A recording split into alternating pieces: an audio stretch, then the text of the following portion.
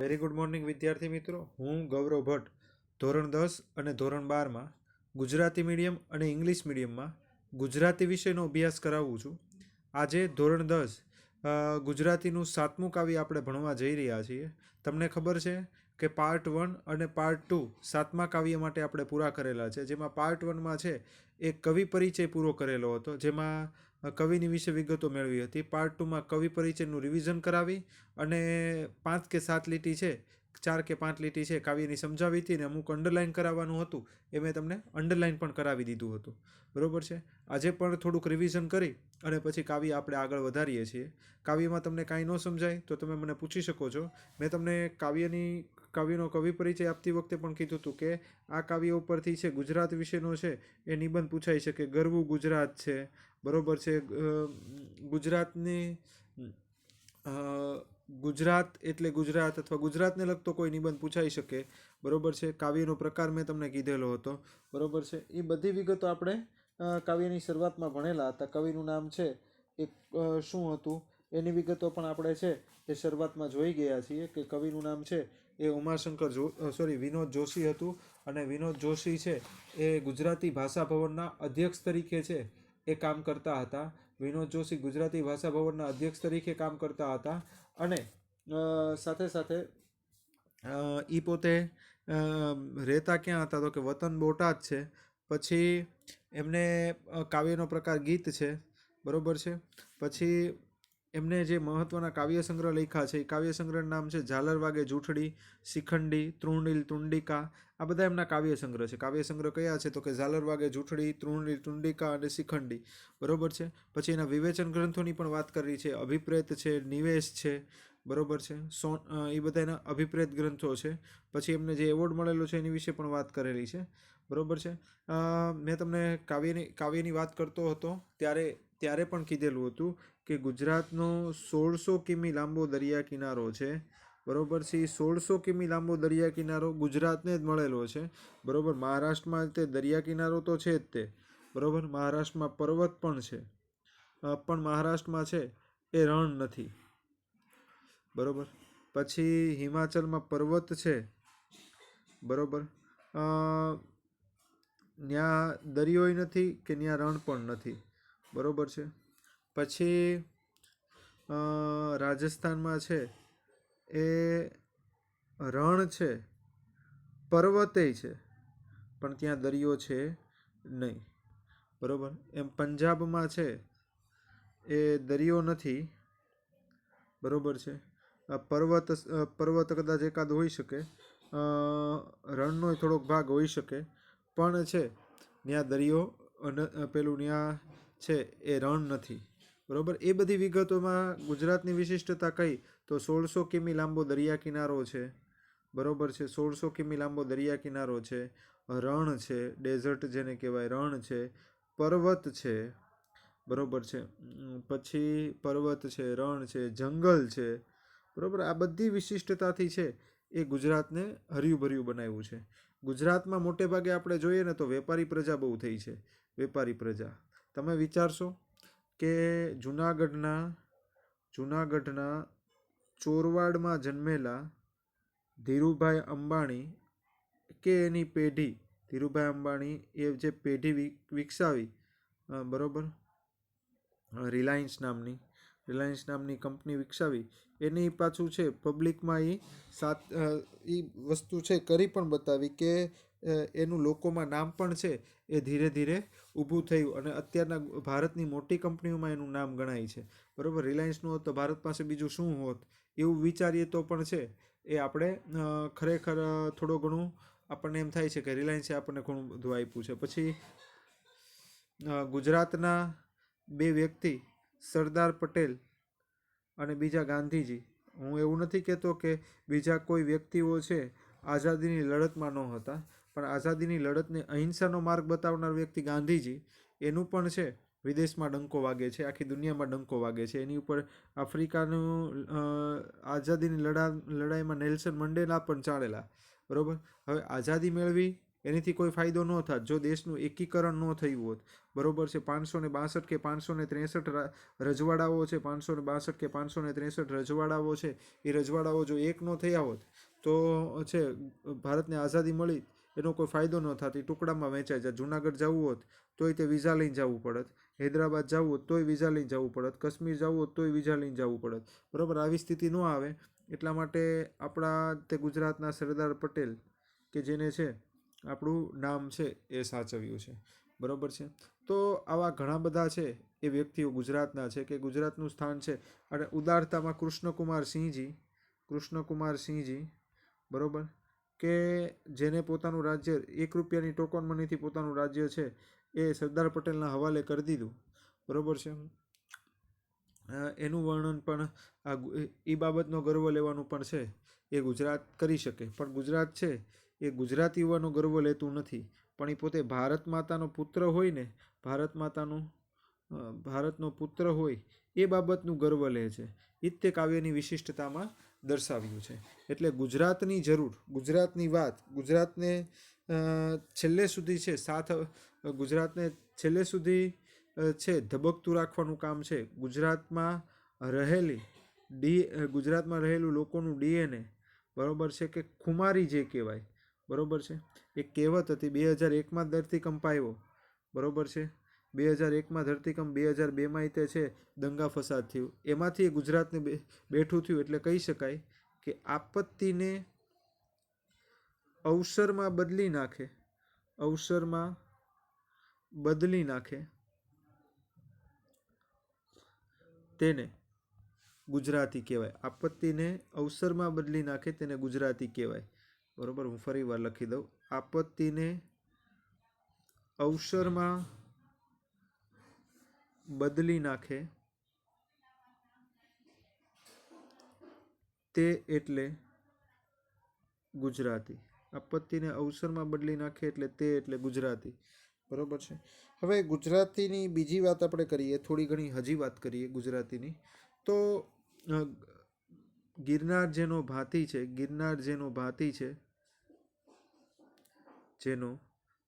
છે, ઈશ્વર જેનો નાતી છે,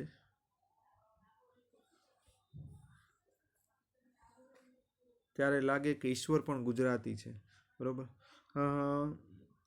હવે ગુજરાતીની થોડી ઘણી વિશિષ્ટતાઓની હજી પણ વાત કરીએ.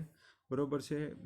ગુજરાતમાંથી જ તે છે સુપ્રીમ કોર્ટના ન્યાયાધીશ પણ હતા, પહેલા ન્યાયાધીશ હરિલાલ કણિયા. બરાબર છે. પહેલા ન્યાયાધીશ ગુજરાતના જ હતા, હરિલાલ કણિયા. બીજું બધું તે ગુજરાતમાંથી ઘણું લેવા જેવું છે. બરાબર છે. ગુજરાત ઘણા બધા ઉત્પાદનમાં મોખરે છે. બરાબર છે. પછી સાથે સાથે વેપારી અને ખુમારીવાળી પ્રજા છે કે ભાઈ લડવું હોય ત્યારે લડી લેવાનું. ગુજરાતનું 17 વખત છે સોમનાથ મંદિર પડ્યું, પણ અત્યારના સોમનાથ મંદિરની હાલત સોમનાથ મંદિર વિશ્વમાં એનું નામ ધરાવે છે.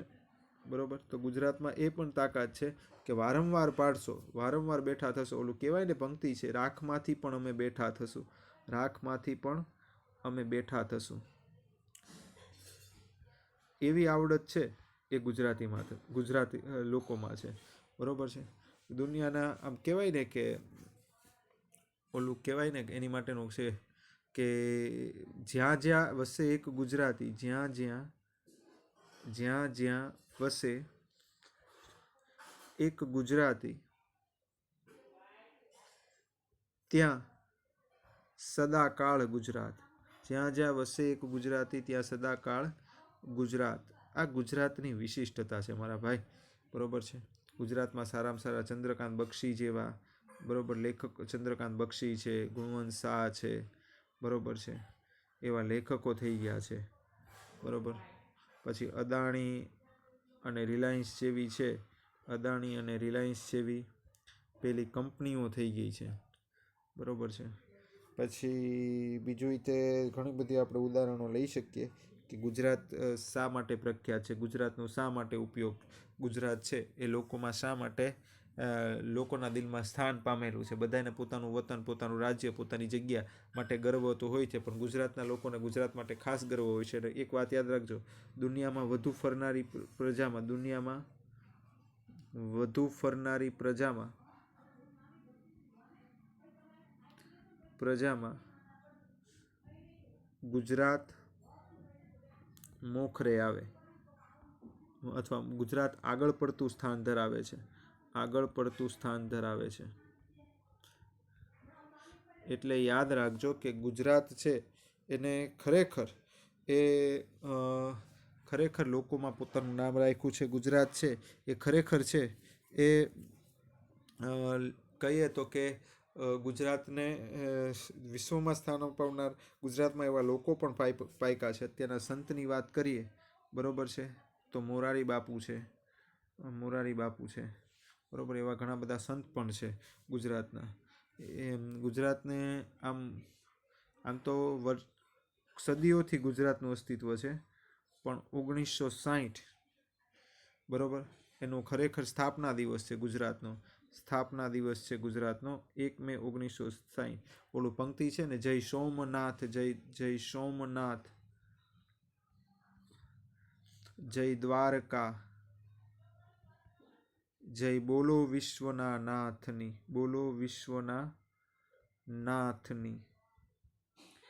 સવર્ણ અક્ષરે લખશે કવિઓ યશ ગાથા ગુજરાતની. ઓલી પંક્તિ છે ને, જય સોમનાથ, જય દ્વારકેશ, જય બોલો વિશ્વના નાથની, સ્વર્ણ અક્ષરે લખશે કવિઓ યશ ગાથા ગુજરાતની, આ ગુણવંતી ગુજરાતની. એટલે ગુજરાતનું આવું ક્યાંક છે, બરોબર. એટલે ગીત ગાતા, એના કાવ્ય બનાવતા આપણે ન થાકીએ, બરોબર છે, એની વિશે લખતા ન થાકીએ, એમાં પરમ પુરુષો પાકે એ બાબતે તે છે આપણે પાછા ન પડીએ. જાદી રાણા મેં તમને વાત કરી દીધી છે કદાચ, પણ જાદી રાણા, બરોબર, કે જેને ઈરાનમાંથી ભાગી આવેલા પારસીઓ એને કાઢી મૂકવામાં આવ્યા, એ પારસીઓને અહીંયા જે સાકરની જેમ પોતાનામાં ભેળવી દીધા, અને પારસીઓનું ગુજરાતમાં કાશી, ઉદવાડા, નવસારીમાં આવેલું ઉદવાડા છે, એમનું પારસીઓનું, હિન્દુઓનું કાશી જેમ છે એમ પારસીઓનું કાશી તરીકે છે એ ઉદવાડા ઓળખાય છે, બરોબર. તો આવા ઘણા બધા છે એ જગ્યાઓ ગુજરાતમાં પ્રખ્યાત છે. ગુજરાતને તમે આમ જોઈએ તો જો ગુજરાતને શાંતિથી ફરવું હોય તોય તે ઘણો બધો સમય લેવાઈ જાય. તો એ આપણે શાંતિથી અત્યારના છે કાવ્યમાં ફરી લઈએ છીએ ગુજરાતને, અને પછી આગળ જોશું. કાવ્ય ભણાવી દીધું છે એટલું ખાલી ઝડપથી રિવિઝન કરી જાઉં છું. કવિ કહે છે કે હું એવો ગુજરાતી છું કે જેને ખાલી પોતે ગુજરાતી છે એ વાતથી ધીરે ધીરે ગજગજ છાતી ફૂલે છે. કવિ કહે છે કે હું એવો ગુજરાતી છું કે પોતે ગુજરાતી છે એ વાત જાણીને છે એની ગજગજ છાતી ફૂલે છે, બરોબર છે. અને પછી ગુજરાતની પોતાની આગળની વિશિષ્ટતા કહેતા કવિ કહે છે કે ગુજરાત એક એવી જગ્યા છે કે જેના અંગે અંગમાં નર્મદા વહે છે અને જેના શ્વાસમાં મહીસાગર છે. પ્રશ્ન પૂછાય કે ગુજરાતના શ્વાસમાં શું છે, તો મહીસાગર, અને અંગે અંગમાં શું છે, તો કે નર્મદા છે. નર્મદા નદી ઉપર જ સરદાર સરોવર નામનો ડેમ બંધાયેલો છે, બરોબર. નર્મદાની પુસ્તકે લખાયેલું છે, રેવા નામનું. બીજા ઘણા બધા પુસ્તકો લખાયેલા છે. અમૃતલાલ વેગડનું પરિક્રમા નર્મદા મૈયાની લખાયેલું છે, બરોબર છે. પછી રેવા ઉપરથી તો પિક્ચર પણ બની ગયું છે, નર્મદાની પરિક્રમાઓ. પછી નર્મદા નદીની સામે તે છે સ્ટેચ્યુ ઓફ યુનિટી, એ પણ બન્યું છે. ત્યાં બીજા બધા ઘણા બધા છે એ ખુલ્લા મુકાયેલા છે. તો નર્મદા છે અંગે અંગમાં વહે છે અને શ્વાસમાં મહીસાગર છે, બરોબર છે. અંગે અંગમાં જેમ આપણા શરીરમાં લોહી વહે, બરોબર, એમ અંગે અંગમાં નર્મદા છે, અને આપણા શ્વાસમાં ઓક્સિજન હોય તો આમ આપણા ગુજરાતના શ્વાસમાં છે મહીસાગર છે. ગુજરાતનો ઘાટ કેનો ઘડાયેલો છે, તો કે અરવલ્લીનો ઘાટ ઘડાયેલો છે. ગુજરાતનો ઘાટ કેનો ઘડાયેલો છે, તો કે અરવલ્લીનો છે એ ઘાટ ઘડાયેલો છે. પછી પ્રાણમાં કોણ ધબકે છે, તો ગુજરાતના પ્રાણમાં છે રત્નાકર ધબકે છે. ગુજરાતના પ્રાણમાં કોણ ધબકે છે, રત્નાકર એટલે કે સમુદ્ર, બરોબર. જેમ શરીરમાં લોહીની જરૂર પડે એમ આપણા ગુજરાતમાં અંગે અંગમાં નર્મદા છે. પછી જીવવા માટે શ્વાસની જરૂર પડે, એ શ્વાસ લેવા માટે મહીસાગર છે, બરોબર છે. પછી શરીરને ચામડીની, લોહીની, માંસની એની જરૂર પડે, અરવલ્લીનો પિંડ છે, બરોબર. પછી હૃદય ધબકવા માટે જરૂર પડે તો હૃદય ધબકવા માટે રત્નાકર છે, બરોબર છે. કારણ રત્નાકર એટલે કે સમુદ્ર, 1600 કિમી લાંબો દરિયા કિનારો છે, બરોબર. પછી હું સાવજની ત્રાડ છું, આખી દુનિયામાં ઓળખાણ આપનાર આપણને સાવજ, બરોબર છે. તો એ સાવજ છે એ ગીરમાં જોવા મળે છે. અને એ ગુજરાતમાં ભાવનગરની નજીક જેસર છે ત્યાં પણ હવે ધીરે ધીરે એનો વસવાટ શરૂ થઈ ગયો છે. બરાબર, આપણે જે જગ્યા રહીએ છીએ ભાવનગરની આજુબાજુ, એ ડાલામથ્થો તરીકે પ્રદેશ છે એ ઓળખાતો હતો. બરાબર, ડાલામથ્થો એટલે કે સિંહને રહેવાની બધી જગ્યા. બરાબર, એ સાવજની ત્રાળથી પણ છે આપણું ગુજરાત ઓળખાય છે. અને ગુજરાતની ભાષા લચકાતી છે. આપણી કહેવત છે 12 ગામે બોલી બદલાય, 12 ગામે બોલી બદલાય, એવી ગુજરાત માટેની કહેવત છે કે 12 ગામ ફેરવો ને એટલે બોલી બદલાય. 100 નો 6 થઈ જાય. બરાબર, આપણે અહીંયા 5 બોલીએ તો ઉત્તર ગુજરાત બાજુ જઈએ તો 5 થઈ જાય. બરાબર, આપણે કહીએ એની કાંઈ આંચ ન આવે તો એ લોકો ત્યાં જાય તો ઓંચ ન આવે એમ બોલે. બરાબર, એટલે કાનો માતર વધારે લગાડવા માટે. એટલે 12 ગામે બોલી બદલાય એવી લચકાતી ભાષા, લહેકાવાળી ભાષા પણ ગુજરાતની છે. નવરાત્રિનો ગર્ભદીપ, આપણું બધાય તહેવારોમાંનો અહીંયાનો પ્રખ્યાત તહેવાર છે નવરાત્રિ. આખી દુનિયામાં છે આ તહેવાર ઉજવાય છે. જ્યાં જ્યાં ગુજરાતી છે ત્યાં તો આ તહેવાર ઉજવાય જ છે. હવે તો બધાય લોકોમાં છે એ પ્રિય થઈ ગયો છે. અને ખાસ કરીને તારક મહેતાવાળાએ એને વધારે પ્રિય બનાવ્યો છે. દાખલા તરીકે આ એક પેલું ગરબા જેવું છે. બરાબર છે, બહુ દોડતા નથી આવડતું. અહીંયા નાના અમથા હોલ ને એવું બધું હોય. બરાબર, એ હોલ ને એવું બધું છે, એમાં વચ્ચે દીવો મૂકવામાં આવે અને નવરાત્રિમાં એ પ્રગટાવે. અને સાચું તો એની ઉપર માથે રાખીને છે એ પેલું ગરબા લેતા હોય. હું શત્રુંજય શૃંગ. અને ભાઈ જે મુસલમાનો માટે મક્કા છે એ, બરાબર, પછી હિન્દુમાં બ્રાહ્મણ છે, બરાબર, દરબાર ને એ બધા, એટલે કે હિન્દુ માટે છે એ 4 ધામની યાત્રા, કેદારનાથ ને એ બધું છે. બરાબર છે, એમ જૈન લોકો જે હિન્દુમાં જ આવે છે, જૈન વાણિયાઓ, બરાબર, એમની માટે છે શત્રુંજય છે, શત્રુંજય પર્વત. બરાબર, એ લોકોનું કાશી ઓળખાય છે, કાશી તરીકે ઓળખાય, આપણે પાલીતાણાની નજીક છે તે. બરાબર, અને પર્વત ઉપર 863 દેરાસરો આવેલા છે. કેટલા દેરાસરો આવેલા છે તો કે 863 દેરાસરો આવેલા છે. અને પેલું નોનવેજ ફ્રી જગ્યા છે. બરાબર, કે ના નોનવેજ મળી શકે નહીં, કારણ કે જૈન લોકો અહિંસામાં માને છે. જૈન લોકોનું ત્યાં મુખ્ય સ્થાન છે એટલા માટે. પછી સૂર્ય મંદિરે ગુજરતો હું ધવલનો તેજનો ભૃંગ. બરાબર, આપણે સૂર્ય મંદિર છે એ પણ છે સિદ્ધરાજ જયશ્રીના વખતનું. એટલે કે આમ જોઈએ ને કે એ લોકો રાજા એના પિતાની બધા હતા એ સમયે છે આ મંદિર બંધાયેલું હતું કે સૂર્યનું પહેલું કિરણ તેની ઉપર પડે અને આખું મંદિર એવી રીતના બનેલું છે કે આખું મંદિર છે એ પ્રકાશિત થઈ જાય. એની જે કોતરણી છે એ કોતરણી ખરેખર જોવાલાયક છે. બરાબર, મંદિર બનાવવાની ઢબ છે એ ખરેખર જોવાલાયક છે. એ પણ અહીંયા વર્ણન કરેલું છે. પછી હું ધવલ તેજનો ભૃંગ, કે સૂર્ય મંદિરમાંથી છે હું એક ચમકતા પ્રકાશ રૂપે પસાર થાઉં છું. પછી આગળ કહે છે હું ગિરનારની ગોખ. બરાબર, 10,000 જેટલા પગથિયા ચડો ને ત્યારે ગિરનાર અમે 1.5 વર્ષ પહેલાં ગિરનાર ચડવા ગયા હતા. બરાબર, આ નહીં એની પહેલાંના શિયાળામાં ખરેખર ખૂબ પવન હતો કે તમે 5,000 દાદરા ચડો. અંબાજીનું મંદિર આવે 5,000માં દાદરે, 5મા 1000 દાદરે, ત્યાં પવન એટલો બધો હોય કે આપણને એમ થાય કે હાવ પાતળા હશે 35-40ના તો એ તો ઉડી જ જાય, એટલો બધો પવન. એમ પવનનો સુસવાટાનો અવાજ. ઓલું તો ખાલી વ્યંગ માટે કહું છું, પણ એ ગિરનારની ગોખ પણ છે એ ત્યાં જોવા મળે છે. કે તમને મેં એક વ્યક્તિને પૂછ્યું, ત્યાંના દુકાનદાર હતા, એને કે આ બધા કહે છે કે અહીંયા સાધુ સંતોની બધા છે એ જોવા મળે, એ સાચું કે ખોટું? એમ એવા બધા તો એ કે તમને શ્રદ્ધા હોય તો તમને જોવા મળે. બરાબર, એવા ત્યાં ઘણા બધા સાધુ સંતોનો પ્રતાપ છે. અને કહેવાય છે કે ત્યાં પેલું મિની કુંભ થાય. બરાબર, દર વર્ષે પેલું સાધુઓ ભેગા થાય પહેલાં શિવરાત્રિના દિવસે, અને પછી પહેલાં ડૂબકી મારે. બરાબર, મૃગીકુંડમાં. અને ઘણા બધા કહે છે કે જેટલા સાધુઓ ડૂબકી મારે એટલા બહાર આવતા નથી. પણ એવી બધી ઘણી અચરજભરી વાતો ત્યાં છે. અને આ જુનાગઢ તો છે બહુ પહેલાંનું છે, મૌર્યના સમય વખતનું છે, અશોકના સમય. કારણ કે અશોકના શિલાલેખો આવેલા છે. આમ કહેવાય ને કે જૂની નગરી, રેવતગીરી પણ કહેવાય, રેવતગીરી પણ કહેવાય. બરાબર છે, ગિરિનગર પણ કહેવાય. બરાબર, રેવતક પણ કહેવાય. બરાબર, અને જુનાગઢ ભગવાન શિવ સૂતા હોય ને એવો આખો પર્વતનો આકાર છે, એમ જોઈએ તો પણ ચાલે. લોકોની માન્યતા પણ છે ત્યાં. બરાબર, પણ એ એક ગિરનારની ગોખ ત્યાં જુદા જુદા છે. અને જોજો ત્યાં જૈન ધર્મના છે કેટલાક મંદિરો, હિન્દુ ધર્મના પણ કેટલાક મંદિરો છે. બરાબર, ને મુસ્લિમ ધર્મના પણ કેટલાક મંદિરો છે. એટલે ત્રણેય છે એ ધર્મનો સંગમ ત્યાં આવેલો છે. દરગાહ એકાદી મસ્ત છે ત્યાં. હું ગિરનારની ગોગ છું, દ્વારિકા હું સુધારસ પાપ. જેમ ગિરનારમાં હું છું એમ અમૃત જેવું પાણી દરિયા કિનારે દ્વારિકાના મંદિરના કિનારે હું એના પગ પખાળું છું, પગ છે ભીના કરું છું, બરોબર છે, ચરણ ધોવું છું કૃષ્ણના, બરોબર. દ્વારિકા નગરી હતી, બરોબર, બેટ દ્વારકા હતું એવી સાબિતી પણ મળી છે, ને એવા વિદેશના લેખકો એની વિશે ઘણું બધું લખેલું પણ છે. દ્વારિકાની નગરી નજીક શિવરાજપુર બીચ છે, બીચ. આંદામાન નિકોબારમાં જેમ પાણી ચોખ્ખું હોય, બરાબર, માલદીવ જેવા દરિયામાં જેમ પાણી ચોખ્ખું હોય, બરાબર, એવું ગુજરાતના શિવરાજપુર બીચ હમણાં જ તે બ્લુ બીચ તરીકે છે એ ન્યૂઝપેપરમાં આવી ગયેલું.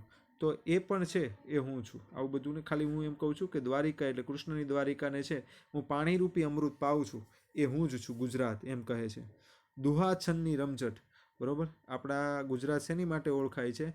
તો ગઢવી ને ચારણની બધાય છે જોર જોરથી મોટે મોટેથી આપણામાં જુસ્સો પૂરી દે એવા દુહા ગાતા હોય. એક દુહો છે, સ્નેહ હે તને કરુણા ના જ્યાં કલ કલ ઝરણા હાસ કરે, પ્રીતપા લવડે રોજ બાંધીએ જ્યાં સિંદૂર વર્ણી શામ ઢળે, અમીર ઉથ ઘોડા ખડતાલ એને પડઘમની જ્યાં છાપ પડી, ધન્ય ધન્ય સૌરાષ્ટ્ર ધરા તારી આભે કીર્તિ જાડી. આ દુહાને છંદની રમઝટ, બરોબર, મોજ મજા એ ગુજરાતમાં જ છે. હું ભગવું ભગવું ધ્યાન, ક્યાંક કોઈ ગુફામાં જઈને, ક્યાંક કોઈ આશ્રમમાં જઈને ઈશ્વરનું ધ્યાન કરતો હોય એ હું જ છું, મારા ગુજરાતમાં જ છે. મીરાની કરતાલ હું છું. ભલે મીરા રાજસ્થાનમાં જન્મ્યા, બરોબર, પણ કૃષ્ણની ભક્તિ કરતાં કરતાં, કૃષ્ણની શોધ કરતાં કરતાં છે એ મીરા એ ગુજરાતમાં આવી જાય છે અને દ્વારકામાં કૃષ્ણની મૂર્તિમાં સમાઈ જાય છે. હું નિત્ય એક આખ્યાન, દરરોજ તમે રાતના મોડેથી ઉઠો ને 12-1 વાગે, ત્યારે તમને છે દૂર દૂરથી છે એ મંજીરાના નાના અમથા ઢોલના અને ક્યાંક એવા બધા અવાજ આવતો, એ આખ્યાન ચાલુ હોય, બરોબર. આખ્યાનની શરૂઆત છે ગુજરાતમાં પ્રેમાનંદે કરેલી, બરોબર. અને આખ્યાનના પિતા છે એ ભાલણ તરીકે ઓળખાય. આમ ભાલણે થોડી ઘણી શરૂઆત કરેલી. આમ તો કહીએ ને તો કે નરસિંહ મહેતાના અમુક કાવ્યોમાં આખ્યાનના બીજ જોવા મળે જ છે, પણ સૌથી શરૂઆત ભાલણે કરી અને એને છે પ્રેમાનંદે છે એ સાચું સ્વરૂપ આપ્યું, બરોબર. આ 3 આખ્યાન સાથે જોડાયેલા છે. આખ્યાન એટલે શું? કોઈ મહાભારતનો કે એનો પ્રસંગ લઈ, ભગવદ્ ગીતા કે મહાભારતનો પ્રસંગ લઈ ગીત ગાતા ગાતા નાટ્ય સ્વરૂપે ભજવવું, એને આખ્યાન કહેવાય. વિજણાનંદનું હું જંતર, જંતર એટલે કે પેલી તંતુ હોય, તંતુ એટલે દોરા જેવું હોય, બરોબર. એને હાથ ને હલનચલન કરી એને વગાડવાનું, એ વિજણાનંદનું હું જંતર છું. અને નરસરની પ્રભાતી, નરસિંહના શું વખાણતા હતા? પ્રભાતિયા. અને પેલા કાવ્યમાં ભણેલા છે પ્રભાતિયા. અને ખાસ કયા ઝૂલણા છંદમાં લખાયેલા પ્રભાતિયા વખણાતા હતા? નરસિંહ મહેતાના ઝૂલણા છંદમાં લખાયેલા પ્રભાતિયા વખણાતા હતા. હું જ તે છે એ આખ્યાન છું, બરોબર છે. વિજણાનંદનું હું જંતર, નરસૈયાનું હું પ્રભાતી, બરોબર છે. હું જ છું, કારણ કે ગુજરાતમાં જ તે. અને નરસિંહ તો પહેલેથી છે એ કૃષ્ણની ભક્તિ માટે ઓળખાતો હતો. પછી આગળ કહે છે, હું જ ગાંધીનું મૌન. ગાંધીજી બહુ બોલતા નહીં ને અઠવાડિયામાં એક વખત મૌન જ ધારણ કરતા, પછી ગમે એવી પરિસ્થિતિ આવે તો બહુ ઓછા છે મૌન તોડતા હતા. એ જ ગાંધીનું મૌન હું છું. એમ કરીને અહિંસા મેળવી દીધી, અહિંસા દ્વારા છે આપણને આઝાદી મેળવી દીધી. અને બીજી બાજુ ગાંધીજી છે સૌમ્ય રહેતા, શાંત રહેતા, બહુ ગુસ્સો ન કરતા, બધાને પ્રેમથી વાતો કરીને કામ કઢાવતા. બીજી બાજુ સરદાર છે એ બહુ પ્રેક્ટિકલ રહીને સામેવાળાને ધમકી આપવી હોય તો ધમકી આપી દે. હૈદરાબાદના નવાબને છે એ એકીકરણ કરવા માટે છે એ એના નવાબને બોલાવ્યો હતો અને એને ના પાડી કે હું આવું નહીં કરું. તો એ કે તમે હૈદરાબાદ તો પહોંચવાના જ છો ને, તમારા કુટુંબને એ બધા તો છે જ તે ને, એમ કરીને ધમકી પણ આપી દીધેલી. તો એવા પ્રેક્ટિકલ પણ હતા. એ સરદારની ધાક પણ હું છું. હું જ સત્યનું આયુ જેની દિગંતમાં ધાક. સૌથી આખી દુનિયામાં સત્ય છે એનું લોકો માનતા હોય તો ગુજરાતમાં છે એવું કહેવાય છે, બરોબર. તો સત્યરૂપી શસ્ત્ર હું જ છું જેની દુનિયામાં, આખી દુનિયામાં છે ધાક છે, આખી દુનિયામાં પ્રભુત્વ છે. હું સંતોનું સૌમ્ય સ્મિત છું, બરોબર. હું સૌમ્ય સ્મિત છું સંતોનું, બરોબર. શાંત સંતોનું, કારણ કે સંતો તમે થોડે થોડા અંતરે જાઓ તો હસતા, સામાન્ય રીતે છે સ્માઇલ કરતા અને ઉપદેશ આપતા એવા સંતો છે અહીંયા તમને જોવા મળે. મેં પહેલાં જ કીધું હતું કે મોરારી બાપુ, બરોબર, એવા બધા સંતો તમને જોવા મળે. એની સ્મિતથી આપણા ઘણા બધા દુઃખો દૂર થઈ જાય. તો એવા સંતોનું સૌમ્ય સ્મિત છું. તલવાર સૂરની તાતી. અને જ્યારે વિદેશી આક્રમણો કરીને આક્રમણકારીઓ જ્યારે ભારતમાં ચડી આવ્યા તો એ વખતે બચાવવા માટે એવા રાજાઓ હતા. તો એવી ધારદાર તલવારના બહાદુરીવાળો પણ હું જ છું, પછી આગળ કહે છે, હું મારી માટીનો જાયો, હું આ ગુજરાતની માટીનો બનેલું છું, બરોબર છે, આ માટીનો બનેલો છું, હું ગુર્જર અવતાર છું, ગુર્જર અવતાર છું એટલે કે ગુજરાતનો અવતાર છું, મારે શિર ભારત માતાની આશીષનો વિસ્તાર. ભલે એમ કહે છે, કવિ એમ કહે છે, ભલે હું ગુજરાતનો વ્યક્તિ હોઉં, ભલે છે હું આ માટીમાંથી જન્મેલો હોઉં, પણ મારી માથે છે, મારી ઉપર છે એ ભારત માતાના આશીષનો, ભારત માતાના આશીર્વાદ છે. ગુજરાતી હોવાનું અભિમાન નથી, પણ ભારત માતાના પુત્ર હોવાનું, ભારત માતાના વ્યક્તિ હોવાનું અહીંયા અભિમાન છે એવું કહે છે, બરાબર.